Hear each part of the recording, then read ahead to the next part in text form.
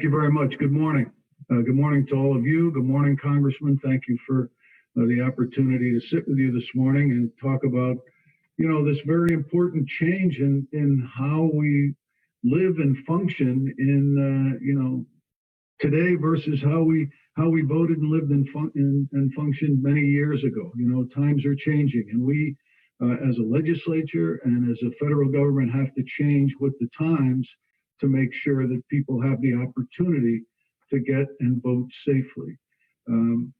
I did look a little bit at HR 1, and the congressman is right. It's very broad. I have some concerns with it.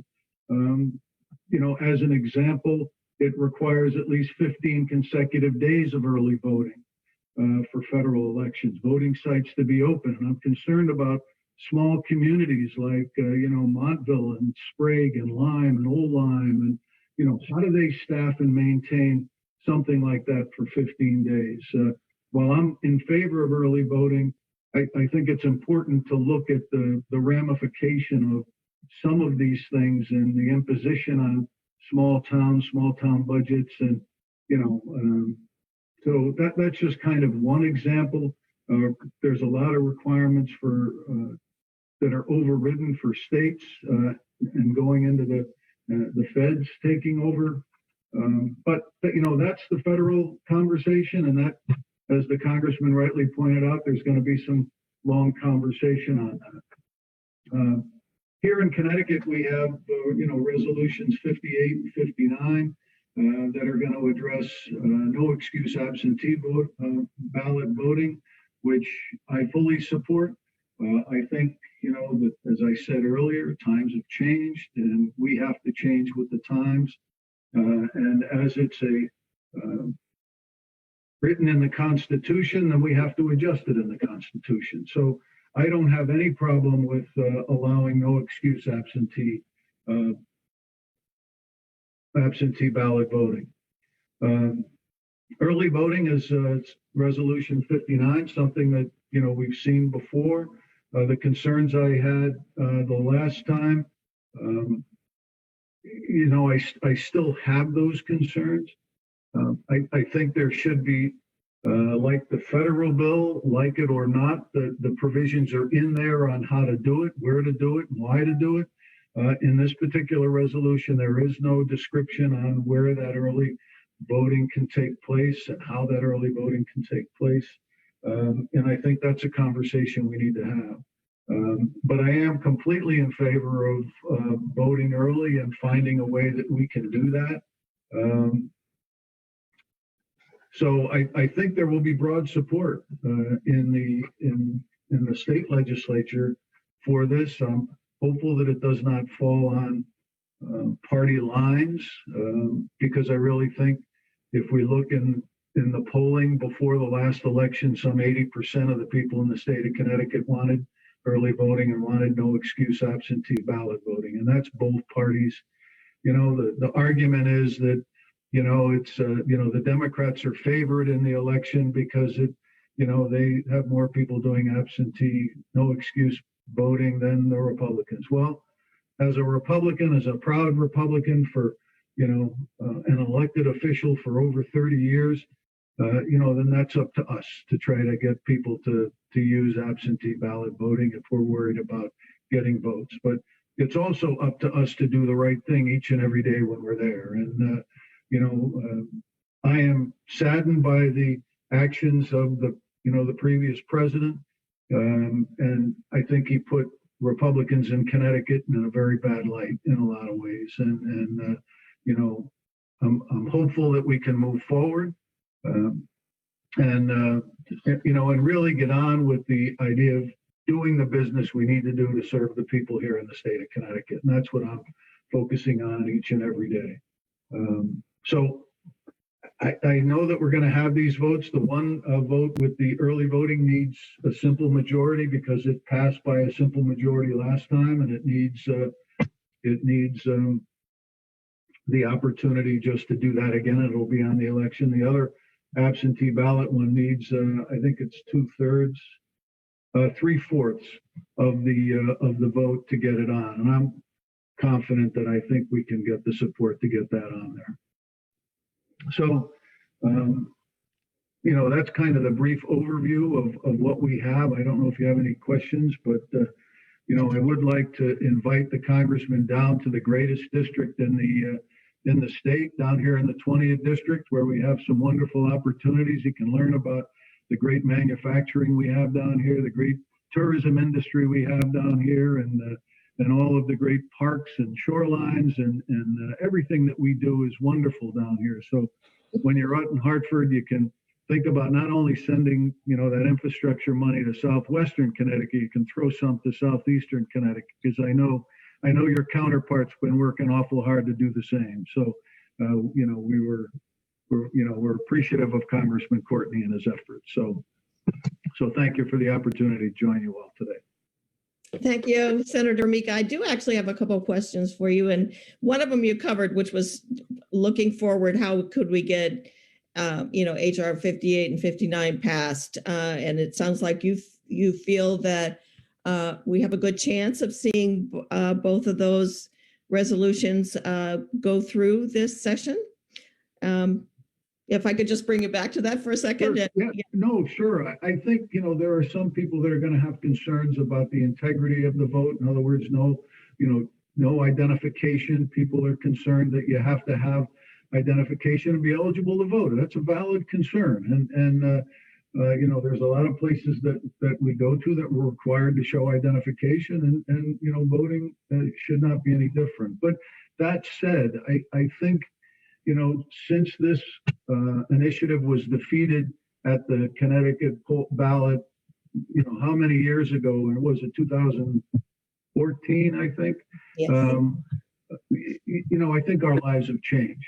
COVID aside, I think our lives have changed because everything is just so much quicker, so much faster. We're on all these phones. Everything is crazy. And so I think people are going to take the opportunity to want to vote, by mail and vote without excuse. So COVID, of course, highlighted that. And, we want to be able to make sure that people are safe. And so I think the 80% number of people wanting to, for us to pass this, I think is going to be listened to, and I expect that it will pass. Great. And one other question about New London as a city, actually, in your part of the state, had only a 55% turnout in 2020 election. We know Hartford experienced similar numbers as other places in the other places in the state, tending toward the urban areas, unfortunately. Do you think there's anything we could do to improve that number? What would you recommend? Well, I think with anything else, it starts with education, and it starts with education at a young age. I don't believe the government is in the business of forcing people to vote. There's a bill, which I think was a bit short-sighted, that came out by one of my Democrat colleagues wanting to fine people if they didn't vote. I mean, I think that's just a bit too far. It's just a bit over the edge.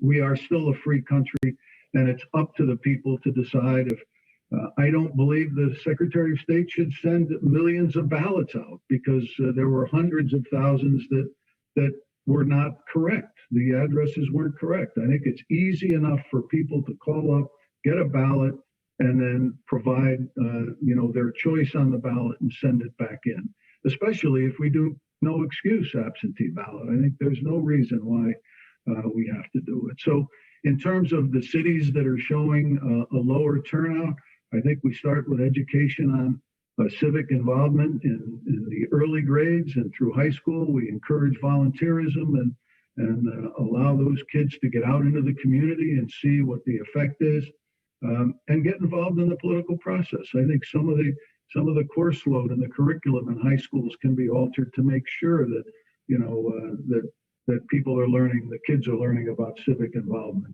Here in East Lyme, we have the great Roseanne Hardy, for years taught civic classes, and she was a giant in getting all of her students involved in the political process, both locally and on the state and federal level, and took them down to Washington on field trips in those days when you can. So that's just one good example of, I think, how we can broaden it out. And if we do that, then I think people will be happy to say, yeah, this is a privilege. This is something that our veterans, our armed forces are out fighting for the right for our freedom so that we're able to do this. And so I think with more civic awareness, I think we can encourage, and people will be happy to participate more. Great, thank you so much. And I'd like to invite Congressman Himes. Formica, do you have something you would like to add to this conversation? Yeah, no, I appreciate the viewpoint of the congressman, and I couldn't agree more. You know, a centrist, is getting rarer and rarer in the political conversation because, perhaps it doesn't sell as many newspapers or generate the activity, but the percentages, the 15% on the far left and the 15 on the far right, tend to be driving the conversations, and I believe it's those of us in the middle that have the responsibility to try to bring people together. And I can tell you, when I was first elected as first selectman way back when in East Lyme, I immediately went to speak to the Democrat town committee. And I think I was the first sitting selectman to speak to the other committee in 26 years. And I just said, hey guys, we're all loving this town. We all need to work together. We all want what's right. What do we really disagree on at the end of the day? A policy here and a policy there. And that set the stage for 7 years of working together where we got some stuff done. And nobody wanted to take the credit. Nobody mattered. It was about what we could do for the people in the town of East Lyme. And I've tried to do that here in my role as a senator here in state government because it's okay to disagree. That's what it's about. As long as we're not disagreeable when we do it and we respect the other side and we move forward. And I think now more than ever, after the polarization of, the last 4 years, now it's time to come together and we need to bring the people together and say, here's what we need to do. The extreme right and the extreme left, need to come to talk to centrists like I believe Congressman Himes is, and I know that I am, so that we can say, hey, we'll give a little bit here, maybe 15 days, for example, and this could be a little excessive, but could we manage 3 or 4? Maybe. I don't know. You'd have to talk, to the people in those towns to see what they could afford. But at least there needs to be room for conversation. Okay, I have a question that's a little more specific. It's about a proposed legislation in Connecticut for a study of ranked choice voting. And I wondered, Senator Formica, if you could comment on your thoughts about that. Well, I think if you support it or not, I guess is what this question is about. Yeah, I'm sorry. I was endorsed by Sam as a result of my standing on those and these bills that we talked about. And I do support the study for ranked choice voting. I think it's another opportunity. It's the old Einstein theory. You keep doing things, the same way, expecting a different result, right? It's the definition of insanity. So I think we need to look at these new opportunities and find out how they work. Can they work in small towns? Can they work in big cities? Do they work in state and federal elections? Or how do we roll these out? And what do we need to do? So, I am a supporter of looking into that study to see how it would work. Great. I'm sure that this is something that people are interested. And another question was about HR 1, and it has funding for clean finance reform for candidates. Senator Formica, I guess we would like you to talk about the Citizens Election Program funding for candidates in Connecticut. And Congressman Himes, can you talk a little bit more about campaign finance reform in HR 1? So I guess, I don't know who would like to start. Senator Formica, you want to talk about the Citizens Election Program in Connecticut that we have? Sure. I'll just go quickly. I've been a participant in the Citizens Election Program since I ran for Senate back in November of 2014. And I thought, it's a really good way to do it. I think the program has been watered down since the days that it started, I think back in the Governor Rell's administration. So, I think there are improvements that we can do. But I think the concept is generally the right concept. And it looks to me that HR 1 is trying to mirror something along those lines. So, I think it's important. It's opens opportunity and it removes barriers. And I think that's what we want to try to do. Look, we're having trouble volunteering everywhere, as your organization probably knows. We're having a tough time getting volunteer firemen. We're having a tough time getting volunteer for political parties, for people to help in healthcare and things. So it's time to really look at ways that we can encourage participation. And I think this campaign finance in Connecticut has done a good job doing that. And I'm sure the congressman will tell us the expectations on the federal level will be the same. Yes, please, Congressman Hines. Formica, do you have any comments? And Congressman Hines, after him, I would hope you would add something too. Well, I appreciate the correction. I did say ballots, and I, of course, meant applications. So thank you for that. And you're right. We all need to be more careful in what we're talking about. But I think we all want, at the end of the day, the same thing. We want accessibility to the ballots. We want to make sure that it fits our lifestyle, and we want to make sure that we have people running for office that we feel confident voting for or debating against. And I think that's been the hallmark of our democracy over many years. And I would like to say I've not touched the January 6th thing. It was disgraceful, and certainly I feel horrible for all of the people that were in that room, and the fright that must have been, evident, and the fear. So it's not something that, as a Republican, we support at all. And it's disgraceful and should never have happened in our country. So, I'm sorry, Congressman, that you and your colleagues had to suffer through that. So, but I agree. I'm going to work hard to try to get these resolutions passed. I don't think it's going to take a lot of work this time because of the last year or so. But we all have to watch out. And I'll continue my work with Sam, which is could be a better way and kind of a middle road on how we get things done, both in the state and in our country. Thank you very much. Formica has a busy schedule today as well. Say some last things. And one quick question for you is whether you would co-sponsor House Resolution 58 and 59, Senator Formica. I'd like to see the final language before I do, but I would certainly consider it. I'm pretty sure that I'm going to do that.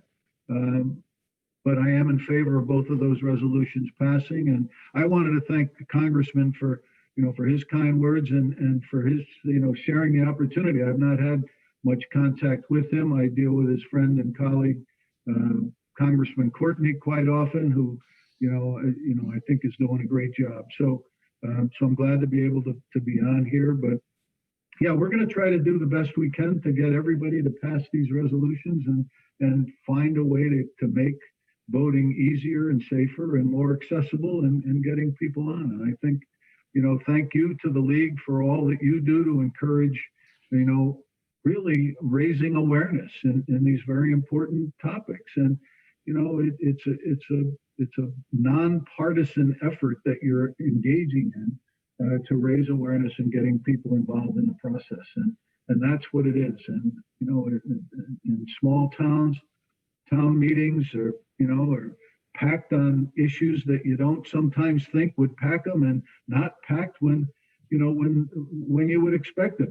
We had a gas station that we were selling and that we were buying in East Lyme for, to develop something. And it took 30-40% of people out and, for a $600,000 purchase. But for our budget, which was 40 million, we had, 8%, 10% come out. So we have to kind of get more involvement in a lot of ways. And I think what the League is doing, and I think the efforts of the congressman and the efforts of the good senators and representatives here in Connecticut, to change our laws and to move things forward, I think is the right way to go. And My offer is still open, Congressman. You're welcome with Nam for a visit. We'll host you and show you around our great district.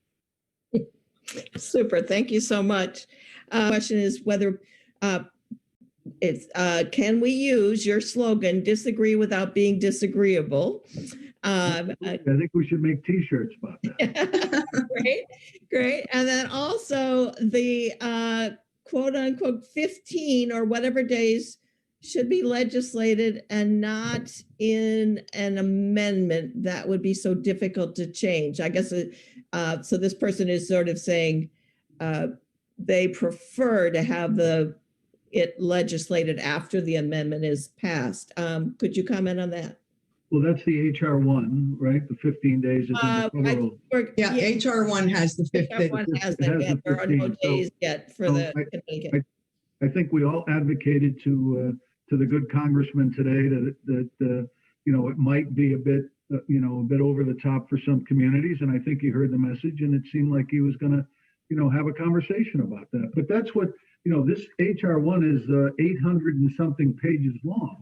So there's got to be things in there that we can massage or change or compromise or agree to do things differently. And to your point, Laura, about people wanting to be at the table, everybody should be at the table, and that's how best legislation is done. When I try to do that here in the state, I try to go to the particular community that we're legislating for or about, and find out what their buzzwords are, what the conversation that they use, so that can be embedded in the legislation, so that it means what they want it to mean, so that we can help craft good legislation. And I think we need to do that both in the federal level and the state level, and that's communicating with people and opening it up. And I'll just add, I live in the great borough of Niantic in the wonderful town of East Lyme, and we're looking for people to want to run for office this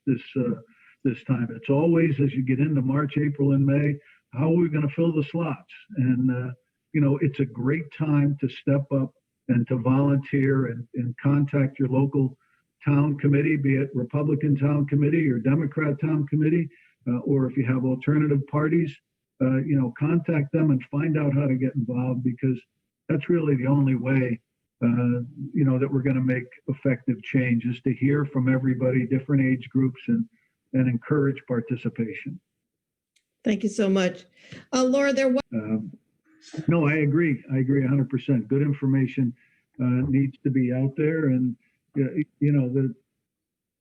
think the biggest conversation we had about, absentee ballot fraud was in the mayoral election in Bridgeport, a year or so ago. And that came out. And I don't even know what happened at the end of that. It seemed to fizzle out. But I think you're always going to have those conversations arise. And to Laura's point, let's just get good information out there. And, everyone has a right to challenge an election if they believe something was wrong. And we all saw what happened, back in November when those conversations go way too far. And that's certainly not the right way to do it. But, challenging is good, but, getting good information and then living by that information and going by the will of the people is what we're supposed to do. Thank you so much. And I'm looking at our